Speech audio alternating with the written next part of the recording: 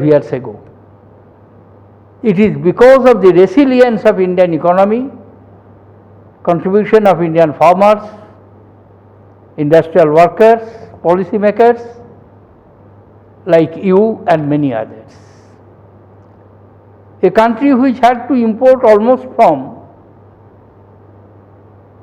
ship to kitchen, that was the situation in respect of the food grains. And it was not for 1 or 2 years, over decades. I remember even in 1974, when we had one of the worst economic crises, rate of inflation was as high as 27% in the month of September 1974. Mr. Y.B. Chavan, the then finance minister, had to place a second budget in the July with new fiscal proposals, impounding DA, impounding salary allowances, impounding 50% of the dividend. That type of strong measures were called for to overcome the economic crisis, which was of course not made by our wrong policies, but because of accident of nature and also because of international first oil crisis, 1973. We have overcome that. Last year, the India emerged as the third consecutive year highest rice producer in the world and second highest wheat producers of the world. A country which had to depend from ship to kitchen. And we have substantially enhanced our exports on the food grains. In respect of growth also, as I mentioned, that I am not disappointed in the sense that when I take a period of 10 years and I compare with any other period of 10 years, never Indian economy grew at the rate of 7.9% for a compact period of 10 years. Despite major financial crisis all over the world, despite Eurozone crisis, which had its adverse impact, and therefore in the later years, if our GDP has been slowed down, I have no doubt we will be able to overcome the crisis, and you will be the instrument in advising the policymakers,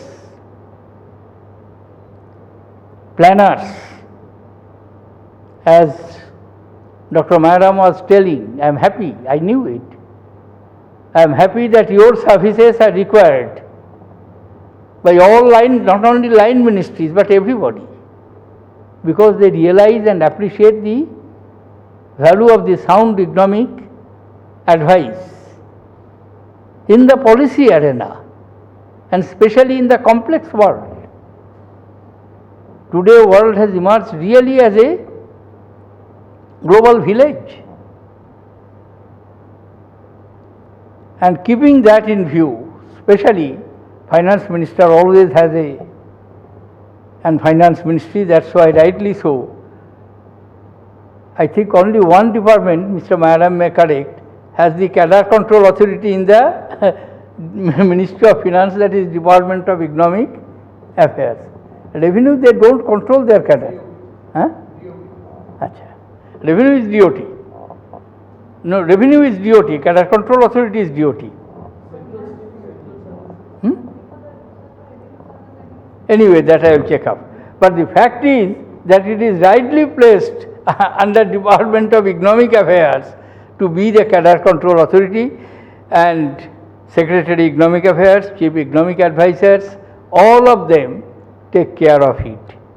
I will just like to conclude my observations to point out one thing which is very interesting figure, that how Indian economy has grown over the years in terms of money.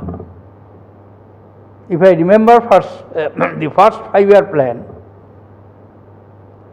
outlay at the stage of formulation of the plan was little more than 2000 crores. That was at the real price. At the end of the 5 year, we ended with 4000 crores. That is at the current price.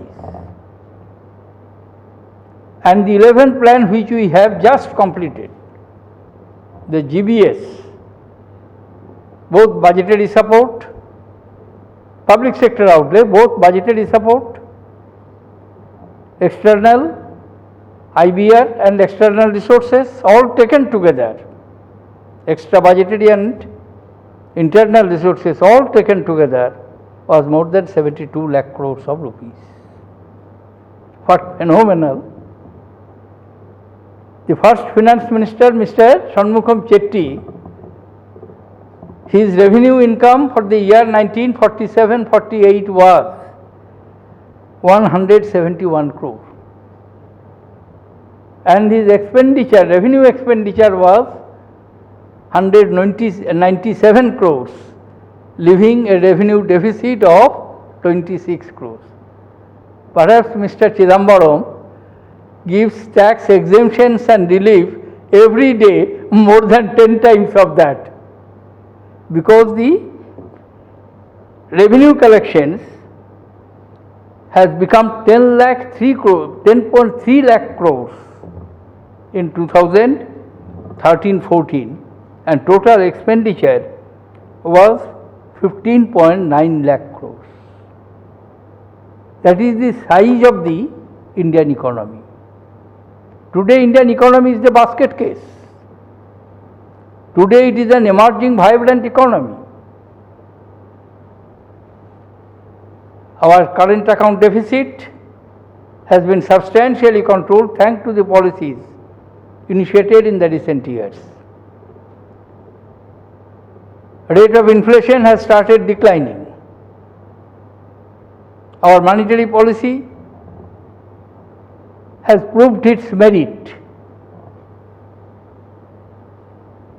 and we are today comfortable with 293 billion foreign exchange reserves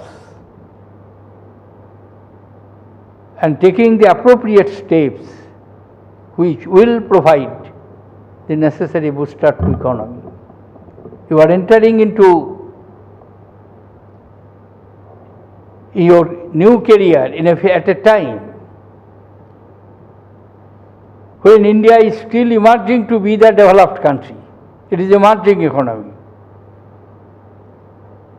Either in the middle, perhaps in the middle or little less than that, and surely before you retire, India will be the developed economy and India will be within the first two, whether first or second with China I do not know, but surely within the two, and you will have the satisfaction that seeing India as a proud India in all respects, economically, culturally,